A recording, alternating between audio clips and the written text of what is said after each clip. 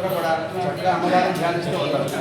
ఈ హోమ కార్యక్రమం అంతా అయిన తర్వాత మరి పూర్వం అయితే కనుక జంతు బలి ఇచ్చేవారు.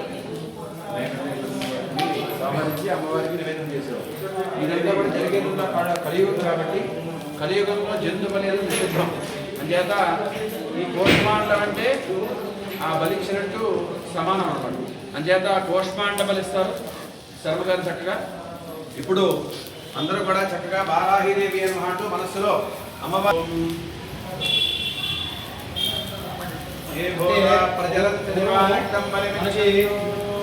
త్రేతాయుగం, కలియుగం, ద్వాపరయుగం, ఈ యొక్క మొత్తం 4 యుగాలు అన్నమాట.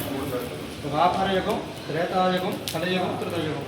దీంట్లో చివరిగా కలియుగం అవి వరంగా ఇచ్చినటువంటి పరమేశ్వరుడు ఆది శంకరాచార్య స్వామి వారి యొక్క స్వరూపంగా జీవహింస మహాపాపంగా చెప్పబడింది.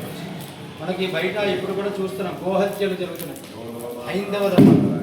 అటువంటిది ఏదీ లేకుండా పరమ పవిత్రమైనటువంటి పూర్ణబలం అని చెప్పేసి అని అర్థం అన్నమాట. పూర్ణబలాల్లో ప్రధానమైనటువంటి గుమ్మడి పండు, 2 కొబ్బరి